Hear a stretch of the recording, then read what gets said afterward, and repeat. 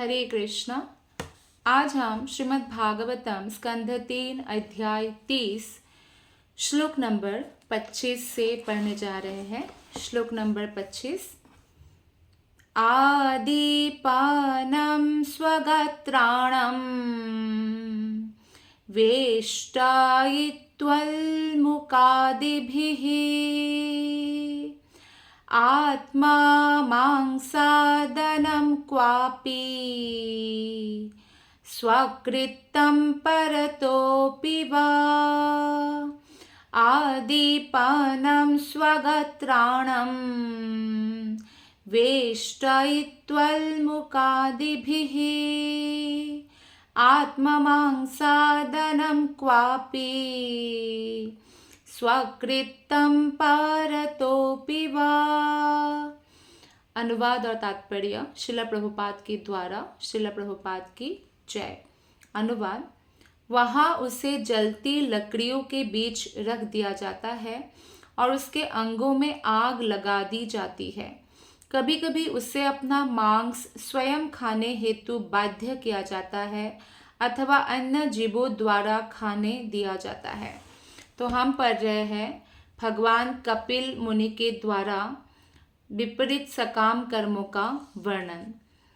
विपरीत मतलब नेगेटिव और पॉजिटिव सकाम कर्म है जो शास्त्रों के अनुसार सकाम कर्म है। वैसे तो हमें निष्काम कर्म करना चाहिए, लेकिन अगर किसी के हृदय में कुछ करने के बदले कुछ प्राप्त करने की अभिलाषा है भी, तो भी वो शास्त्रों के अनुसार होना चाहिए। शास्त्रों के विरुद्ध अगर होता है तो उसे विपरीत सकाम कर्म बोलते हैं। तो विपरीत सकाम कर्म करने वाले लोगों का नरक में क्या हाल होता है, उसका वर्णन कपिल मुनि देवाहुति माता से कर रहे हैं। तो अलग अलग पापों के अनुसार अलग अलग उनको तकलीफें दिया जाता है। जैसे कि जलती हुई लकड़ियों के बीच में रख दिया जाता है, अंगों में आग लगा दिया जाता है, यातना देह है, यातना शरीर है नरक में, तो वो जल के भस्म भी नहीं होता कि मर जाए। इस जगत में तो अगर लकड़ी के बीच में जला दिया जाए तो कोई भी मर जाएगा, लेकिन वहाँ पे ऐसा नहीं है। जलते हुए का जो अनुभव है वो मिलेगा, वो चीखेगा, चिल्लाएगा, लेकिन कुछ कर नहीं सकता है। तो कई बार आप देखिए व्यक्ति आजकल ऐसा बारबेक्यू जैसा करते हैं और जलाते हैं पशु को या पक्षी को और फिर उसका मांस खाते हैं। तो ये जो करते हैं इसका प्रतिक्रिया होती है, इक्वल एंड ऑपोजिट रिएक्शंस होती है। तो ये श्रीमद् भागवतम भगवद गीता जैसे शास्त्रों में बताया गया है कि हर कर्म का जो है हमें रिएक्शन कर्मफल प्राप्त होता है। कभी कभी उसे अपना मांस स्वयं खाने हेतु तो बाध्य किया जाता है, तो कभी दूसरे जीवों को खाने के लिए जो है उसको उसके मांस छोड़ दिया जाता है। जैसे कोई अगर रौरव नरक में जाते हैं तो रोरू नाम का तीक्ष्ण मुख वाला जो पक्षी है वो व्यक्ति का मांस उसके जीवित रहते ही खाता है। तो यानी कोई किसी का अगर मांस नोच नोच के खाया जा रहा है, जो तकलीफ होता है वो तकलीफ यातना शरीर को होता तो है, पर वो कुछ कर नहीं सकता क्योंकि वो शरीर कभी नष्ट, ऐसे जैसे हमारा शरीर नष्ट हो जाएगा, मर जाएगा, वैसा नहीं। यातना शरीर स्पेशली डिजाइन किया गया है यातना देने के लिए। तो यातना शिविर में और भी बहुत सारा प्रकार का यातनाएं दिया जाता है। जैसे खुद के मांस खाना, या जैसे पिछले महायुद्ध का श्रील प्रभुपाद ने तात्पर्य में यहाँ पे बताया कि जो वर्ल्ड वॉर हुआ था तो कई लोग यातना शिविर में थे, तो उनको स्वयं का ही मल खाना पड़ रहा था, स्वयं का टॉयलेट खाने के लिए उन लोगों ने बाध्य किया था। तो अगर मनुष्य ही मनुष्य को ऐसे यातना शिविर में 3rd डिग्री टॉर्चर और ऐसा कर सकते हैं, तो आप सोचिए कि यम सदन में जो अपराधी है उसका क्या भयावह हालत होगा। इसलिए कहा जाता है कि कोई अगर कुछ पाप किया है तो इसी जन्म में ही उसका प्रायश्चित्त हो जाए तो अच्छा है, क्योंकि यमलोक अगर जाना पड़े तो उसका भयंकर पीड़ा सहना पड़ेगा। श्लोक नंबर 26। जीवा तच्चन्द्रभुद्यारः स्वगृह्धीर्यामसादने सर्पवृच्छिकदं शाद्यैर्दशद्भिश्चात्मवैशसम्। नरक के कुत्तों तथा गीधों द्वारा उसके आते, उसके जीवित रहते देखते देखते खींच ली जाती है। हमारा जो आते होता है पेट में, तो अगर कोई जिंदा रहते ही जंतु जानवर उसको खींच खींच के खाए तो कितना पीड़ा होगी। तो ऐसे पीड़ा दिया जाता है नरक में, और उससे सांपों, बिच्छुओं, डांसों तथा अन्य काटने वाले जंतुओं से पीड़ा पहुंचाई जाती है। श्लोक नंबर 27 और 28। कृंतानं चावयवशो गजाधिभ्योऽभिदापनम् पातनं गिरिशृंगेभ्यो रोधनं चाम्बुगर्तयोः। फिर उसके अंग प्रत्यंग काट डाले जाते हैं और उसे हाथियों से चिढ़वा दिया जाता है। हाथी उसको ऊपर चढ़ जाते हैं। उसे पर्वत की चोटियों से नीचे गिराया जाता है और फिर जल में या गुफा में बंदी बना लिया जाता है। तो ये सब जो है उनको भुगतना पड़ता है जो पाप कृत्य करते हैं अपने मनुष्य शरीर में आकर। 28 श्लोका। यास्तामिस्त्रान्धतामिस्त्रा रौरवद्यच्च यातनः भुङ्क्ते नरो वा नारी वा मिथः संगेन निर्मितः। जिन पुरुषों तथा स्त्रियों का जीवन अवैध यौनाचार में व्यतीत होता है उन्हें तामिस्त्र, अंधतामिस्त्र तथा रौरव नामक नरकों में नाना प्रकार की यातनाएं दी जाती है। तो कई बार अभी देखिए हमारे जो वर्तमान समाज है, तो यहाँ पे एक ही पति एक ही पत्नी के प्रति लॉयल या फेथफुल होना है, ये कल्चर धीरे धीरे कम होता जा रहा है भारतवर्ष में भी। और कोई भी अवैध यौन संबंध करते हैं, विवाह के बाहर अलग अलग लोगों के साथ संबंध बनाना, तो उनके लिए इन नरकों का वर्णन है, तामिस्त्र, अंधतामिस्त्र और रौरव।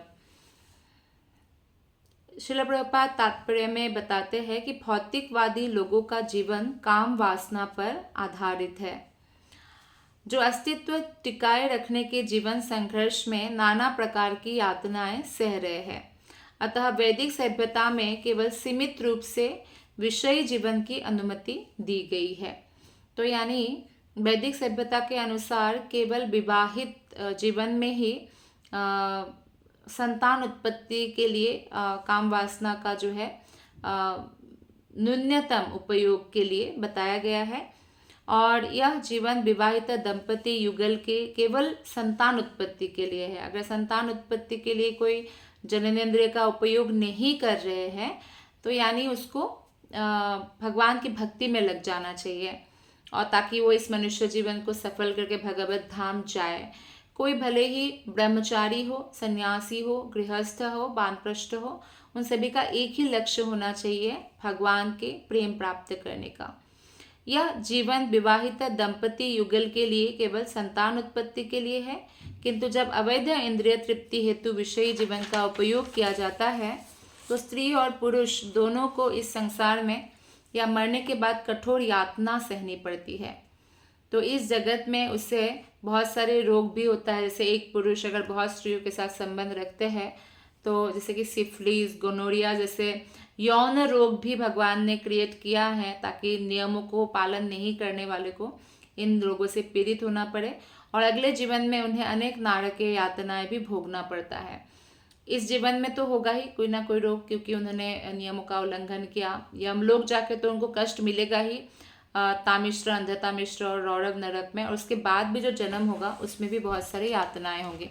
कई बार ऐसा सोच सकते हैं कि हमने तो कुछ ऐसा किया नहीं, तो ये रोग कहाँ से आया। रोग हमारे पूर्व जन्मों के कर्मों के हिसाब से भी प्राप्त होता है। श्लोक नंबर 29। अत्रैव नरकः स्वर्गा इति मातः प्रचक्षते या यातना वै नरक्यः ताइहाप्युपलक्षितः। भगवान श्री कपिल ने आगे कहा, हे माता, कभी कभी यह कहा जाता है कि इसी ग्रह में हम नरक अथवा स्वर्ग का अनुभव करते हैं, क्योंकि कभी कभी इस ग्रह में भी नारकीय यातनाएं दिखाई पड़ती है। जनरली नारकीय यातना व्यक्ति को तब हो जाता है जब वो हॉस्पिटल में बहुत ऐसा पेनफुल रोग में होता है या जेल में होता है इत्यादि। तो इस जगत में भी ऐसी यातनाएं व्यक्ति को सहना पड़ता है।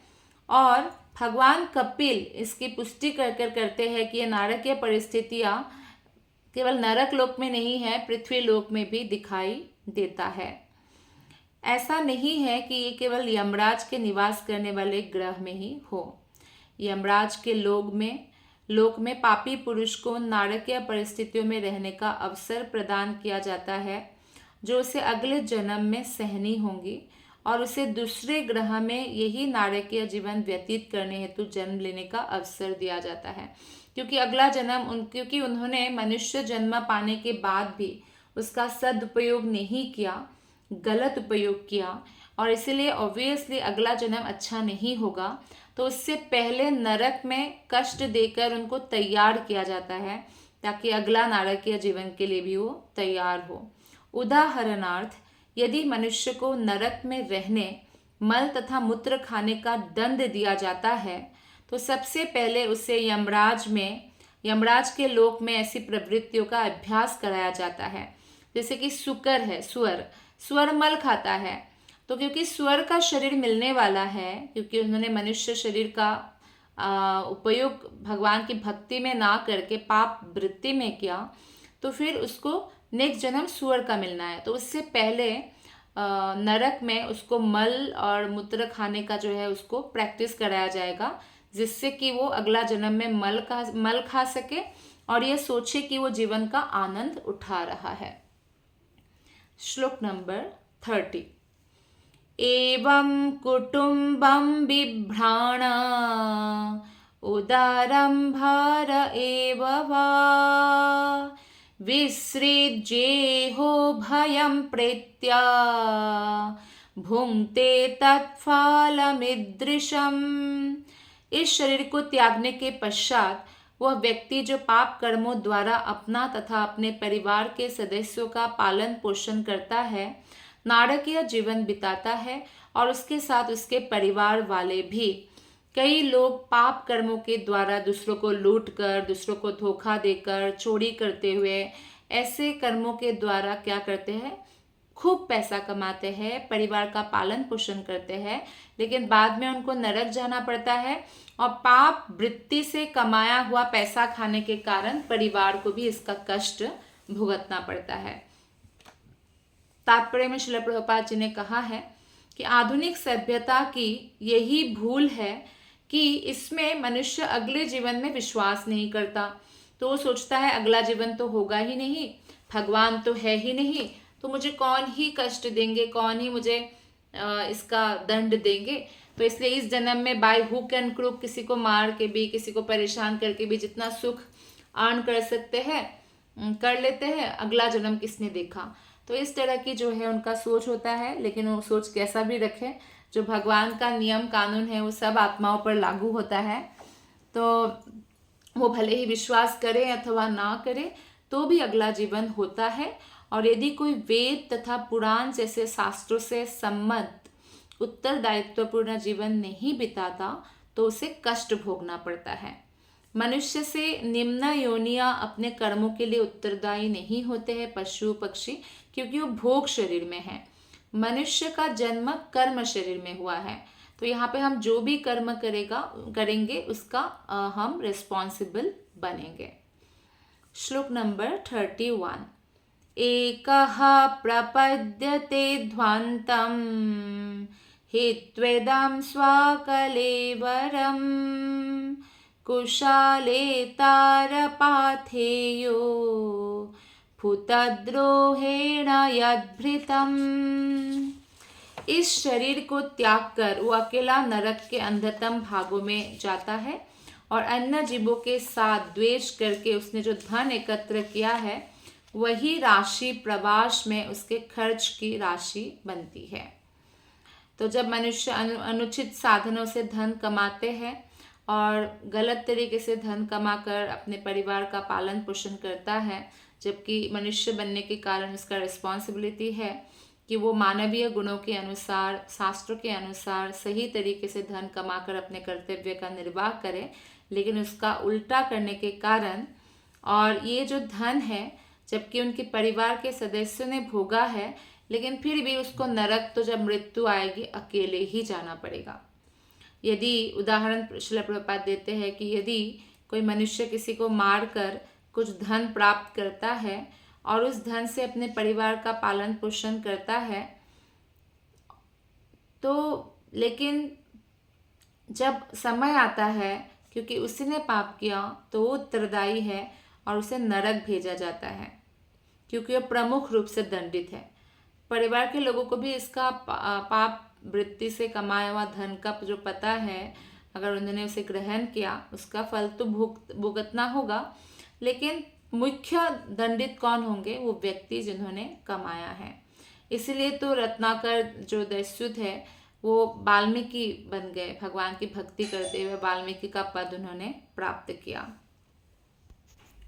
जब उनको नारद मुनि ने कहा कि आप ये पाप कर, लोगों को लूट कर आप अपने परिवार का पालन पोषण कर तो रहे हो, लेकिन आपके परिवार वाले आपके नरक जाने के लिए राजी नहीं होंगे, आपके पाप का फल लेने के लिए राजी नहीं होंगे। तो उन्होंने बहुत विश्वास के साथ कहा, नहीं, मेरे परिवार वाले तो राजी होंगे। तो नारद मुनि ने कहा ठीक है, आप पूछ के आओ। तो पूछने जाते हैं तो सभी लोग मना कर देते हैं, माता पिता पत्नी। वो लोग कहते हैं हमें कमा कर खिलाना आपका धर्म है, तो आप कैसे भी कमाओ, ये आपके ऊपर है, तो आपका पाप आप जानो। तो इसलिए फिर वो भक्ति करते हुए महान मुनि वाल्मीकि बन जाते हैं, जिन्होंने रामायण लिखा। तो इसलिए मुख्य उत्तरदायी है गलत तरीके से धन कमाने का वो व्यक्ति जो धन कमाते हैं, और परिवार वाले अंशतः उत्तरदायी है, तो उन्हें भी नरक भेजा जाता है। उसके द्वारा कमाया धन इसी संसार में रह जाता है, लेकिन कर्मफल उसके साथ जाता है। मान लीजिए कोई ऐसा नेता है और उन्होंने बहुत पापपूर्ण तरीके से लोगों को धोखा देकर बहुत सारा धन कमाया है, इतना धन कमाया है कि 7 जनरेशन तक जो है खा सके। लेकिन जब मृत्यु आएगी तो पैसा तो उनके साथ नहीं जाएगा, लेकिन वो पाप कर्मों का फल जो है वो सारा के सारा चला जाएगा। इसलिए व्यक्ति को बुद्धिमान होना चाहिए और कोई भी प्रकार का पाप कार्य से कभी भी धन नहीं कमाना चाहिए। इस जगत में भी यदि कोई मनुष्य किसी व्यक्ति की हत्या करके कुछ धन प्राप्त करता है, तो कोई सरकार उसके परिवार को फांसी नहीं देते हैं। सरकार किसको फांसी देता है? जिसने वो हत्या किया है। यद्यपि उसके सदस्य पाप से दूषित रहते हैं, तथापि जो व्यक्ति हत्या करता है और हत्या के द्वारा परिवार का पालन पोषण कर रहे हैं, उन्हीं को फांसी दिया जाता है। प्रत्यक्ष अपराधकर्ता अप्रत्यक्ष भोक्ता की अपेक्षा पाप कर्मों के लिए अधिक उत्तरदायी होता है। इसलिए महान विद्वान चाणक्य पंडित कहते हैं कि मनुष्य के पास जो कुछ भी है उसे सत्कार्य में या पूर्ण पुरुषोत्तम भगवान की सेवा के लिए खर्च कर देना चाहिए, क्योंकि कोई भी अपना पैसा अपने साथ ले नहीं जा सकता है। पैसा यही रह जाता है और यही पे नष्ट हो जाता है। अतः या तो हम धन को त्यागे, नहीं तो धन हमें त्यागेगा जब मृत्यु आएगी। किंतु धन से हम अलग ज़रूर होंगे। अभी देखिए, एक व्यक्ति था, वो अपने प्रियतमा से मिलने जा रहा था और पहले पुल वगैरह तो नहीं बना होता था, तो नाव से, छोटे छोटे नाव से नदियाँ क्रॉस किया जाता था। तो जब नदी क्रॉस कर रहे थे तो नाव वाले ने कहा कि आपको तैरना आता है, क्योंकि पानी में बाढ़ आ रहा है, तूफान आ रहा है, तो आपको अगर तैरना आता है तो आप बच सकते हैं, नहीं तो आप भगवान का नाम लीजिए और मैं तो जा रहा हूँ तैर के, क्योंकि नाव डूबने वाला है। तो उसके हाथ में एक गुलाब का फूल था, तो वो कभी भी कुछ ऐसा पुण्य नहीं किया, तो उसने बस गुलाब का फूल लिया और ऊपर देख कर, क्योंकि उन्होंने बोला भगवान का नाम ले, तो ओम गोविंदाय नमः करके मर गए, डूब गए। तो फिर जब यमलोक गए तो चित्रगुप्त ने देखा कि इसका पूरा पाप पूर्ण है जीवन, लेकिन मृत्यु के समय ठीक पहले इन्होंने ओम गोविंदाय नमः करके एक फूल भगवान को अर्पण किया था। तो बस इतना बिंदु भर उनका जो है पुण्य है। तो क्या किया जाना चाहिए? अच्छा, इस पुण्य के बल पर वो स्वर्ग जाएंगे और पाप कर्म के कारण वो हमेशा के लिए नरक में ही रहेंगे। तो इसीलिए पूछा कि तुम पहले पुण्य भरोगे कि पाप? तो उसको पता चला कि क्या पुण्य है, तो उसने बोला पहले मैं पुण्य ही भुगतना चाहता हूँ। और उनको बोला गया कि पुण्य के कारण बस कुछ ही क्षण आप स्वर्गलोक में जाएंगे, उसके बाद नरक ही आना होगा, क्योंकि आपका परमानेंट जगह यही है, क्योंकि आप पापी हैं। तो जब कुछ ही क्षण के लिए उनको स्वर्ग ले गया, तो वो स्वर्ग में नंदन कानन होता है। नंदन कानन मतलब बहुत सारे बागीचा होते हैं जहाँ बहुत सुगंधित पुष्प होता है। तो हर एक पुष्प को तोड़कर ओम गोविंदाय नमः, ओम गोविंदाय नमः, ओम गोविंदाय नमः, ओम गोविंदाय नमः, ओम गोविंदाय नमः ऐसे भगवान को अर्पण करने लगे। तो एक्चुअली स्वर्ग का समय और हमारे पृथ्वी लोक का समय में बहुत अंतर है। स्वर्ग का जो समय है वहाँ का एक दिन हमारे यहाँ एक साल होता है। तो एक क्षण में भी यहाँ पे समय बड़ा ही होता है। तो फिर वो ऐसे गोविंदाय नमः, तो इसी पुण्य को और उन्होंने डबल ट्रिपल कर दिया ना, बार बार भगवान को अर्पण करके, क्योंकि वो समझ गए कि जितना भी क्षण है अगर भगवान का नाम मैं लूँ, भगवान को अर्पण करूँ फ्लावर, तो इससे मेरा उद्धार हो जाएगा। और बाद में ऐसा होता भी है कि उनके पाप नष्ट हो जाते हैं, क्योंकि जो भी भगवान का गोविंद का नाम लेते हैं वो फिर नरक उनको नहीं जाना पड़ता। तो इस तरह से यहाँ पे बताया गया है कि हमें इसलिए धन का उपयोग भगवान की सेवा में करना चाहिए। श्लोक नंबर 32। दैवेनासादितं तस्य शमलं नीरये पुमन् भुङ्क्ते कुटुम्बपोषस्य ऋता वित्ता इवातुरः। इस प्रकार पूर्ण पुरुषोत्तम भगवान की व्यवस्था से परिवार का पोषण करता अपने पाप कर्मों को भोगने हेतु नारकीय अवस्था में रखा जाता है, मानो उसकी सारी संपत्ति लुट गई हो। तो भगवान कृष्ण ही सभी के नियंताओं के भी नियंता है। यमराज भी भगवान कृष्ण के भक्त हैं। और यह बात तब पता मतलब यमदूतों को पता नहीं था जब यमदूत अजामिल, जो बहुत बड़ा पाप कर चुके थे, पहले भक्त थे फिर पापी बन गए, तो उनको मृत्यु के समय जब लेने आए तब अजामिल ने नारायण करके पुकारा।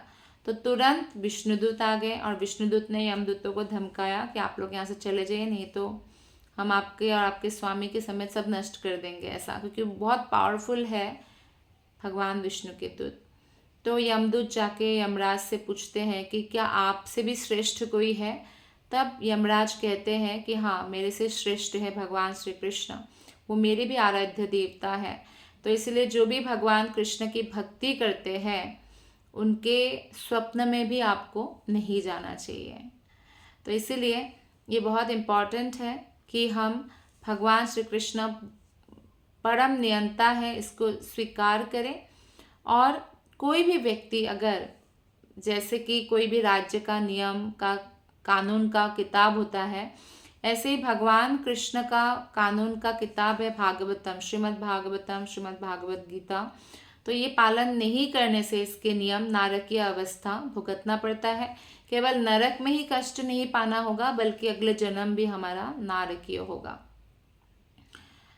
यदि कोई मुक्ति प्राप्त करने हेतु इस जीवन का उपयोग नहीं करता मनुष्य शरीर, जो अत्यंत दुर्लभ है, वरन अपने तथाकथित परिवार के पालन पोषण में ही लगाता है, इस प्रकार मूर्खतापूर्ण और अवैध कर्म करता रहता है, तो वो उस पुरुष के समान है जो अपनी सारी संपत्ति लूट चुकने पर शोक करता है।